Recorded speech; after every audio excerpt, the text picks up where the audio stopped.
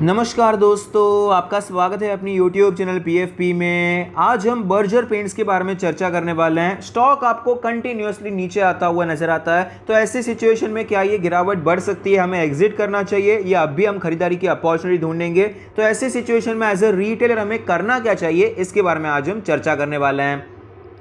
सबसे पहले कंपनी के फाइनेंशियल ट्रेंड पे नजर डाल देते हैं। रेवेन्यू प्रॉफिट कंटिन्यूअसली ऊपर जा रहा है। 2022 में ऑल टाइम हाई रेवेन्यू और प्रॉफिट दिखाई पड़ता है, जो कि क्लियरली बहुत ही अच्छी बात है। तो फाइनेंशियल ट्रेंड तो हेल्दी नजर आता है। रिटर्न रेशियोज के बारे में बात करें, ROE 21% है, ROC 27% है, ROA 11% है। रिटर्न रेशियोज भी अच्छे देखने को मिल रहे हैं। लेवरेज रेशियो के बारे में बात करें, डेट टू इक्विटी 0.17 है, मैनेजेबल कर्जा है। इंटरेस्ट कवरेज रेशियो 27 का है, तो लेवरेज रेशियो भी आपको अच्छे नजर आते हैं। शेयर होल्डिंग पैटर्न के बारे में बात करें, टोटल प्रमोटर होल्डिंग है 75%, 74.99% की होल्डिंग दिखाई पड़ती है। जितना रख सकते हैं उतना रखा है, बहुत अच्छी बात है, जिसमें से कुछ प्लेज भी नहीं है। म्यूचुअल फंड अदर DII आप देख सकते हैं 1.5% है, FII 11% है, रिटेल एंड अदर कैटेगरी में 11% की हिस्सेदारी है। शेयर होल्डिंग पैटर्न ओवरऑल अच्छा नजर आता है। अगर DII का इंटरेस्ट थोड़ा ज्यादा रहता तो और अच्छी बात हो जाती, लेकिन ये भी डिसेंट है। तो यहां पर अगर रीसेंट ट्रेंड के बारे में बात करें तो रीसेंट ट्रेंड में कुछ ज्यादा चर्चा करने के लिए है नहीं। FII का भी स्टेबल चल रहा है। रिटेलर्स यहां पर थोड़ा सा खरीद रहे हैं। म्यूचुअल फंड अदर DII का थोड़ा बहुत कम होता हुआ नजर आया है, लेकिन बहुत बड़ा डिफरेंस नहीं है जिससे हम कुछ निष्कर्ष निकाल सकते हैं। वैल्यूएशन के बारे में बात करें, सेक्टर का P रेशियो 87 है, बर्जर पेंट का 63 है, प्राइस टू बुक रेशियो 15 है, जो कि हिस्टोरिकली एवरेज साइड पे, और PE रेशियो आपको हिस्टोरिकली लोअर साइड पे नजर आता है। तो वैल्यूएशन हिस्टोरिकली भी अट्रैक्टिव है, और अगर हम सेक्टर के साथ कंपेयर करते हैं तो भी अट्रैक्टिव है। लेकिन ओवरऑल 60 का P रेशियो हम कोई बहुत सस्ता नहीं कहेंगे। पेंट सेक्टर को वैसे ही अच्छा खासा वैल्यूएशन प्रोवाइड कर रही है मार्केट।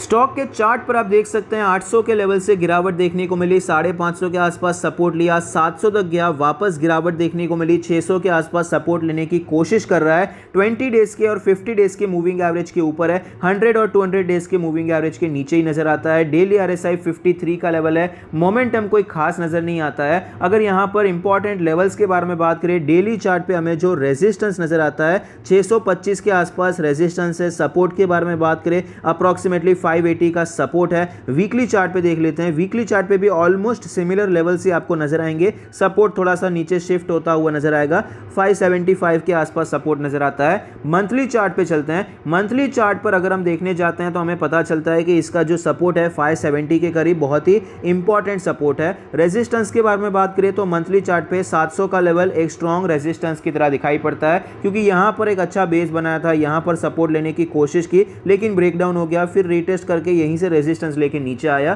तो 700 का लेवल इंपॉर्टेंट सपोर्ट है, और नीचे के साइड पे 570 से ब्रेकआउट हुआ तो ये इंपॉर्टेंट सपोर्ट हो जाता है। ये इंपॉर्टेंट रेजिस्टेंस है, इंपॉर्टेंट सपोर्ट है। तो फिलहाल यहां पर प्लान क्या होना चाहिए? अगर हम स्विंग ट्रेड करना चाहते हैं तो स्टॉक एक अच्छे लेवल पे ट्रेड कर रहा है। अगर ये स्टॉक आपको 625 के ऊपर क्रॉस करता हुआ नजर आता है तो आप खरीदारी करने के बारे में सोच सकते हैं। आपका जो स्टॉप लॉस रहेगा 610 के आसपास आपका स्टॉप लॉस रहना चाहिए। 15 रुपए का आपको स्टॉप लॉस लगने वाला है। आप यहां पर 30 रुपए का टारगेट रख सकते हैं। 1:2 का अगर आप टारगेट रखते हैं, 670 के करीब आपको यहां पर टारगेट मिल जाएगा। 670 के आसपास आपको 1:3 मिलेगा। 1:2 पे आपको 655 के करीब मिल जाएगा, और जो कि मेरे हिसाब से डिसेंट टारगेट रहेगा, क्योंकि यहीं से ब्रेकडाउन हुआ था, यहाँ पर प्राइस एक्शन बनाकर स्टॉक नीचे आया था। तो यही हमारा अभी का टारगेट होना चाहिए। स्विंग ट्रेड के लिए इतना टारगेट आप प्लान कर सकते हैं अगर ये स्टॉक 625 के ऊपर जाता है। वीकली चार्ट पे चलते हैं और पोजिशनल ट्रेड डिस्कस करने की कोशिश करते हैं। पोजिशनल ट्रेड में आप देख पाएंगे आपको बहुत कुछ नजर आएगा। यहाँ पर एक ट्रेंड लाइन नजर आएगी। यहाँ पर आप देख पाएंगे कि अब भी आपको ये रेजिस्टेंस लेता हुआ ही नजर आता है, और स्टॉक एक डबल बॉटम बनाने की कोशिश कर रहा है। मंथली चार्ट पे भी आप देखेंगे तो आपको पता चलेगा, यहां पर सपोर्ट लेके ऊपर गया, यहां पर भी एक कोशिश हो रही है। तो एरिया तो काफी अच्छा है, अटेम्प्ट करने के बारे में सोच सकते हैं। और 700 का रेजिस्टेंस ऑलरेडी एक बार टेस्ट हो चुका है, तो अभी जो हमारा टारगेट का भी प्लान होना चाहिए वो ऑल टाइम हाई का होना चाहिए, क्योंकि इंपॉर्टेंट रेजिस्टेंस था, बराबर है, लेकिन एक बार ऑलरेडी क्रॉस होता हुआ नजर आया है। तो यहां से हम ऊपर जाने के बारे में सोच सकते हैं। अगर स्टॉक में फॉलोअप मिलता है तो अभी चांसेस ज़्यादा है। एक बार ये सपोर्ट या जो रेजिस्टेंस है, सपोर्ट रेजिस्टेंस कुछ भी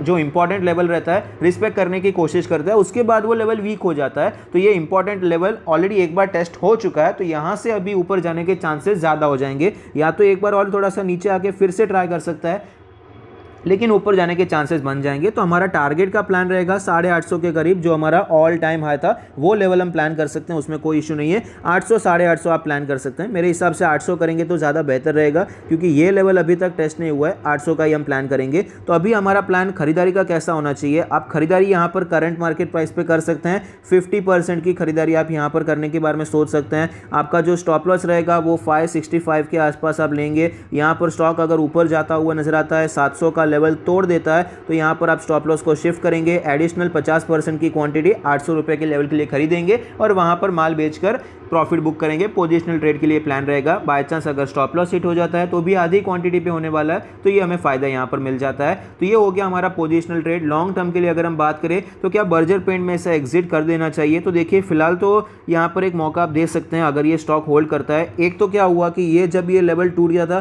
प्रॉपर प्राइस एक्शन बनाकर, तभी या तो एग्जिट करना चाहिए था। अभी तक अगर एग्जिट नहीं किया है तो अभी तो मेरे हिसाब से बायर्स का एरिया है। यहाँ पर आपको एक और चीज़ नजर आएगी, गिरावट हुई, तेजी आई, गिरावट हुई, तो यहाँ पर आपको ये ब्रेकआउट देखने को मिल सकता है। रिकवरी के चांसेस हैं। ये लेवल बायर्स का एरिया है, तो अभी तो बेच के कोई मतलब नहीं है। आप क्या काम कर सकते हैं, अगर ये स्टॉक आपको ये लेवल तोड़ता हुआ नजर आता है तो आप यहाँ पर एग्जिट करने के बारे में सोच सकते हैं, क्योंकि इसके बाद ये स्टॉक बड़े से टाइम करेक्शन में जा सकता है। अगर यहाँ पर ब्रेकडाउन हो जाता है बाय चांस, उसके बाद और भी ज़्यादा गिर जाता है, तो आपने तो स्टॉप लॉस लेकर निकाल दिया है, अच्छी बात है। या फिर टाइम करेक्शन हो जाता है तो भी आपका पैसा ब्लॉक नहीं है। अगर बाय चांस यहाँ पर आपको ब्रेकडाउन देखने को मिलता है, 2-3 हफ्ते में वापस आपको रिकवरी देखने को मिलती है, मतलब पॉसिबल बॉटम बन गया है, ब्रेकआउट फेल हो गया है। जैसा ब्रेकआउट भी यहाँ पर तेज़ी के साइड पर फेल होता है, गिरावट के साइड पर भी फेल हो सकता है। उसी हिसाब से अगर यहाँ पर आपको यहाँ पर जल्दी गिरावट होती है, उसके बाद रिकवरी फास्ट हो जाती है, तो आप वापस एंटर कर सकते हैं। लेकिन स्टॉक में आपने स्टॉप लॉस नहीं लिया, फिर बहुत गिर गया तो बहुत ज़्यादा लॉस पे निकालना पड़ेगा